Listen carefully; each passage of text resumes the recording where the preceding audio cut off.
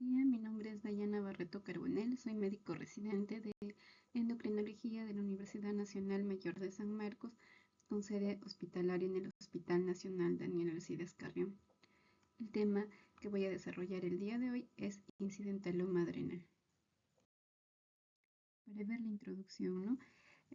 Debido a un desarrollo cada vez mayor en diferentes modalidades de imágenes, se ha visto una frecuencia aumentada de hallazgos patológicos inesperados, ¿no? Entre ellos la masa suprarrenal incidental o el incidentaloma va a ser uno de los hallazgos más frecuentes, ¿no? Ya sea en una tomografía computarizada, en una resonancia magnética o en una ultrasonografía.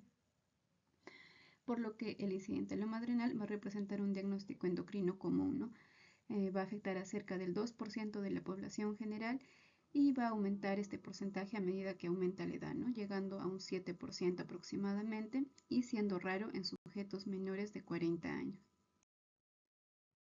Dentro de los objetivos tenemos definir adecuadamente un incidentaloma adrenal, también conocer cómo utilizar apropiadamente estudios diagnósticos de esta enfermedad y también poder brindar un tratamiento y seguimiento óptimo del incidentaloma adrenal. Para comenzar con la definición, el incidentaloma adrenal es aquella masa suprarrenal clínicamente no aparente, ¿no? Es decir, que no hay ningún signo ni síntoma que nos oriente al hallazgo de una masa, y esta va a ser mayor a 1 centímetro de diámetro, que va a ser vista mediante imágenes que son realizadas por motivos distintos, ¿no? Como habíamos visto, la sospecha de una enfermedad o patología suprarrenal. Para ver un poco la etiología, esta se va a agrupar en varias categorías, ¿no? Siendo las benignas las más frecuentes. El adenoma adrenocortical o la hiperplasia adrenal bilateral macronodular es la más frecuente, de un 80-85% de los casos. Los adenomas van a poder ser funcionantes o no funcionantes, ¿no? Es decir, que algunas van a producir o secretar hormonas y otras no. Las no funcionantes van a ser también las más frecuentes, del 40-70% de los adenomas. También hay algunas que van a secretar cortisol de manera leve, de 20 al 50%, en otras que van a ser secretoras de aldosterona, de 2 al 5%, y en aquellas que van a secretar cortisol, ¿no? De manera que generen un síndrome de Cushing manifiesto, ¿no? Del 1 al 4% de los casos. Estos están dentro de los adenomas. Otras masas benignas también que se pueden hallar son el mielolipoma, por ejemplo, los quistes, los pseudoquistes, ganglioneuromas, schwannomas, hemorragias, ¿no? Ya sean hemorragias postraumáticas o hemorragias por algún trastorno de coagulación, pero vamos a ver que son ya menos frecuentes. Dentro de las causas ya potencialmente malignas, ¿no? Tenemos que son un porcentaje menor, ¿no? Dentro de ellas tenemos el feocromocitoma, del 1 al 5% de los casos, el carcinoma adrenocortical, del 0.4 al 4%, y otras masas malignas, ¿no? Dentro de estas vamos a ver las más frecuentes, que son las metástasis, ¿no? De un 3 al 7% de casos. Bien, veamos un enfoque general, ¿no? Primero, tenemos el hallazgo de una masa eh, suprarrenal, ¿no? Ya sea en una tomografía, en una resonancia, y vamos a tener que evaluar en paralelo dos características, ¿no? Primero, si es maligna y también si es bioquímicamente activa. Para ver las características de malignidad, vamos a pedir una tomografía computarizada sin contraste, ¿no? Que va a ser de primera línea. Y vamos a ver algunas características que sean benignas o malignas, ¿no? Dentro de las benignas que sea menor a 4 centímetros, unidades Hansfield menores a 10 y tengan una densidad homogénea. Y algunas características que van a hacer que sea indeterminada o sospecha de malignidad son el tamaño mayor a 4 centímetros, que sea heterogénea, que sea hipervascular, que tenga unidades Hansfield mayores a 10, ¿no? Y de ser el caso se tienen que pedir investigaciones en imagen más estrictas o mayores, ¿no? Y en caso sea bioquímicamente activo, se tiene que evaluar varios parámetros, ¿no? De acuerdo a la secreción de diferentes capas de la glándula suprarrenal, ¿no? Para ver un poquito la corteza y la médula, ¿no? En la corteza sabemos que existen tres zonas: la zona glomerular, que va a secretar mineralocorticoides, dentro de ellos la aldosterona; la zona fasciculada, ¿no? Los glucocorticoides, sobre todo acá conocemos el cortisol, y la zona reticular que va a ser secretora de andrógenos. Y dentro de la médula suprarrenal vamos a ver que se producen las catecolaminas, ¿no? Por lo que es necesario evaluar de acuerdo a cada paciente la secreción o no de hormonas, ¿no? De la masa suprarrenal, como vamos a ver más adelante. Para ver el manejo tanto diagnóstico como terapéutico, vamos a revisar la guía de la Sociedad Europea de Endocrinología, publicada en junio del año pasado.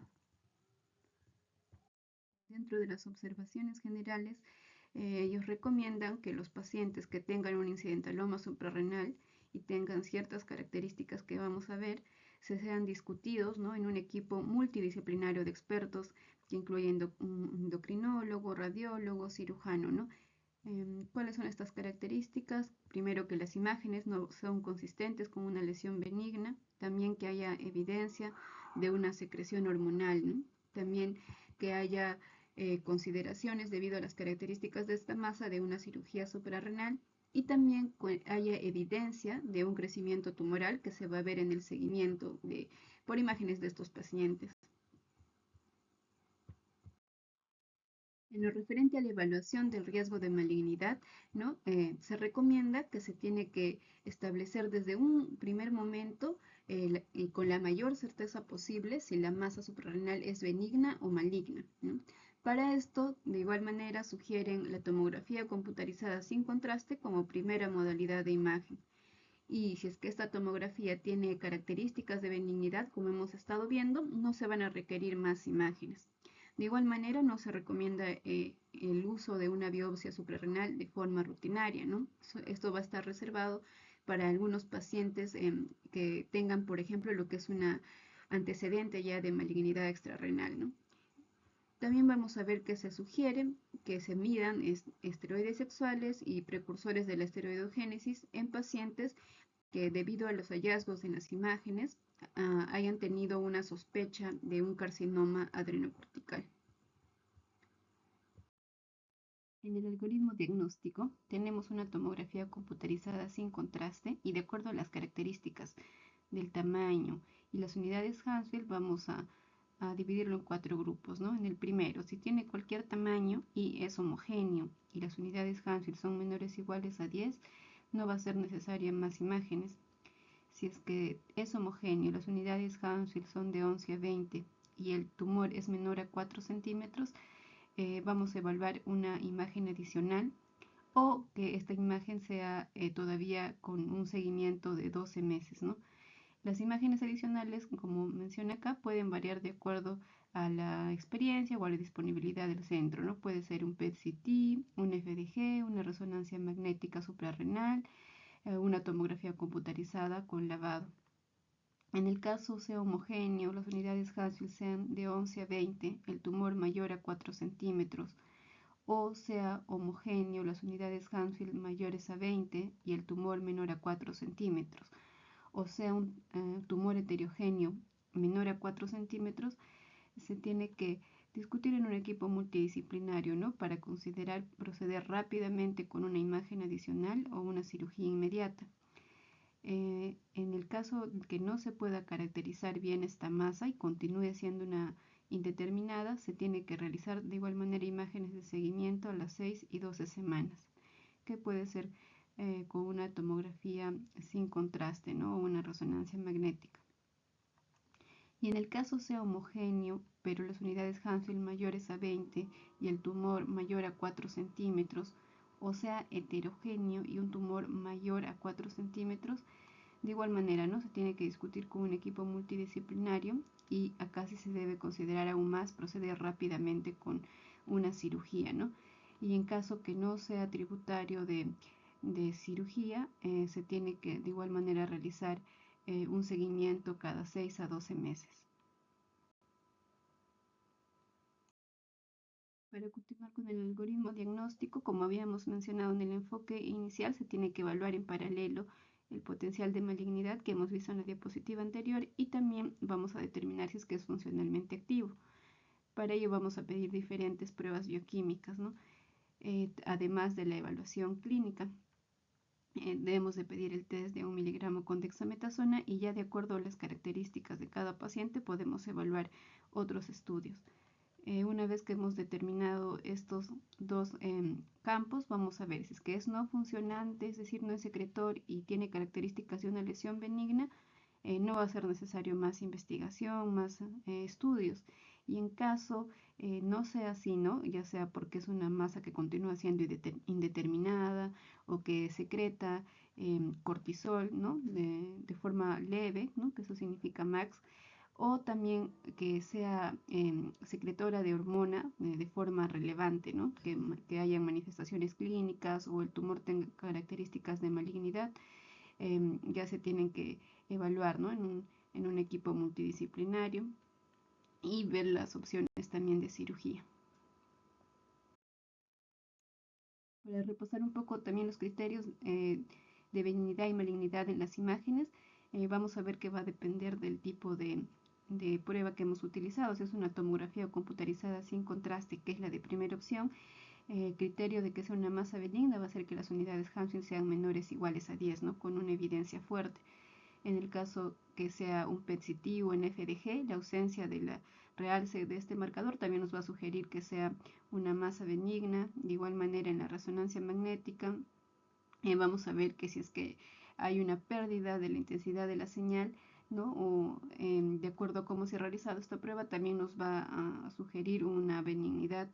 Y en el caso de la tomografía computarizada con protocolo para glándulas suprarrenales, ¿no? Que se haya realizado un lavado, cuando el lavado relativo es mayor a 58%, también nos va a sugerir que es una masa benigna, ¿no? Bueno, acá podemos ver en las imágenes, ¿no? En el primer caso es un adenoma benigno, ¿no? Que tiene características, en este caso las unidades Hansfield son bajas, ¿no? Estas tiene 5 unidades Hansfield, se ve homogéneo, tiene bordes definidos. En el caso que sea un carcinoma adrenocortical, ¿no? Vemos claramente las características de malignidad, ¿no? El tamaño es mayor a 4 centímetros, en la imagen nos describen que mide 8 centímetros, que las unidades Hansfield son 34, ¿no? Y en este caso ya se había realizado el lavado también, ¿no? Que era menor al 50% a los 10 minutos.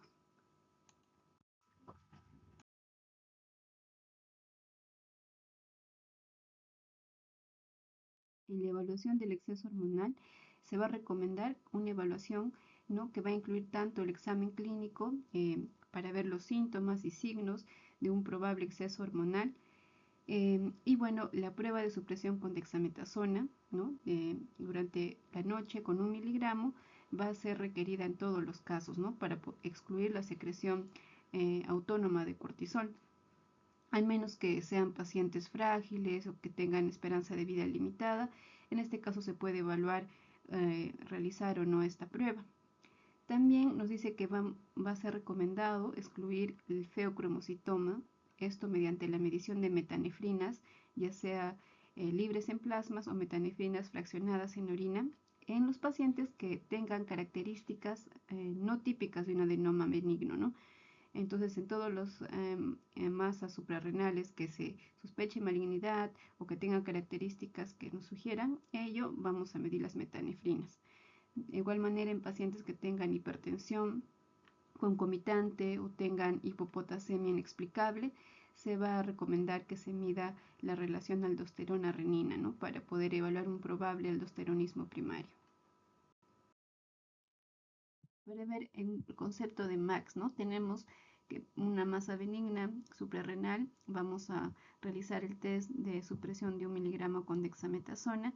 Si en este el cortisol nos sale menor o igual a 1.8, entonces no va a haber una evidencia, ¿no? De una secreción autónoma de cortisol por parte de esta masa suprarrenal. Y si el cortisol sérico es mayor o igual a 1.8 y hay características clínicas de un síndrome de Cushing, entonces vamos a decir que es un síndrome de Cushing manifiesto.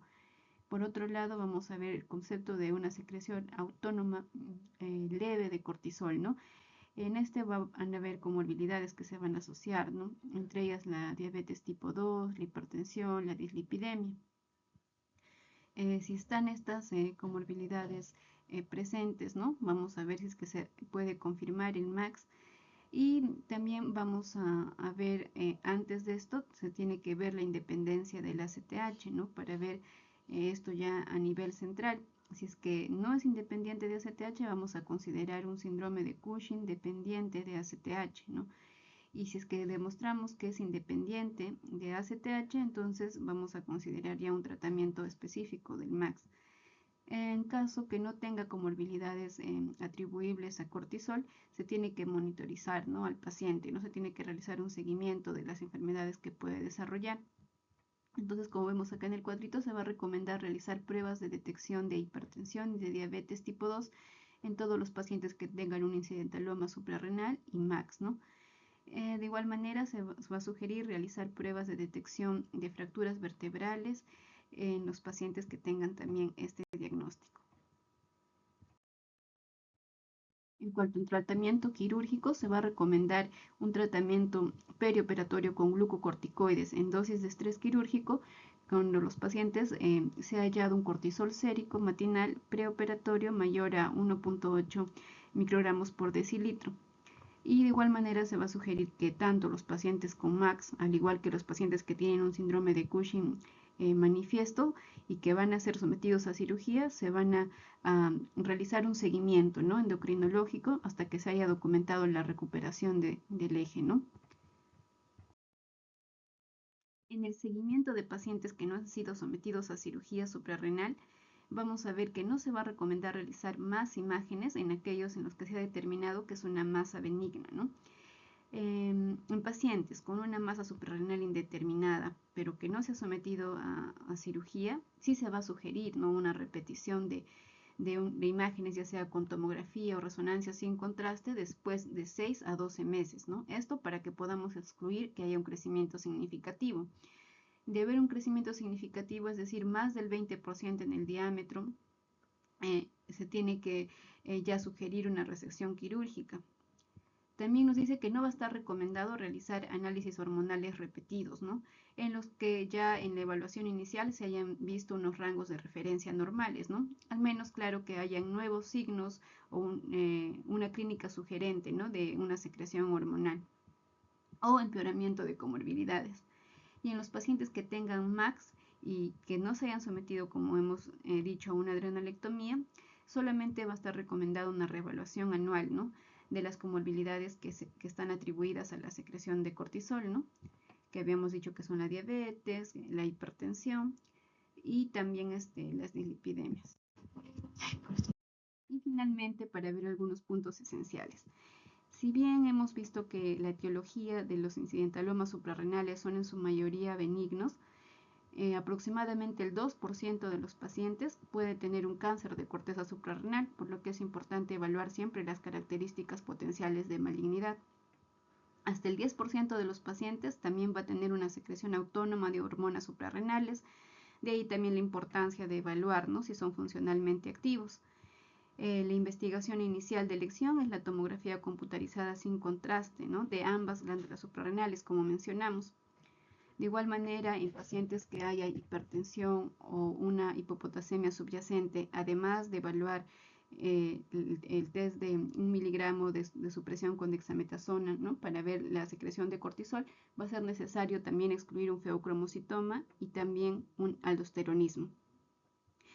Ya cuando se ha evaluado o excluido una malignidad y se ha excluido una hipersecreción hormonal, la mayoría de los pacientes van a poder ser dados de alta. De igual manera, es importante ver que en los pacientes en los que se ha visto una hipersecreción de cortisol se tengan que descartar comorbilidades relacionadas, ¿no? Y de igual manera se tiene que evaluar las comorbilidades que pueda estar presente en este paciente antes de dar una recomendación quirúrgica. Y bueno, eso sería todo.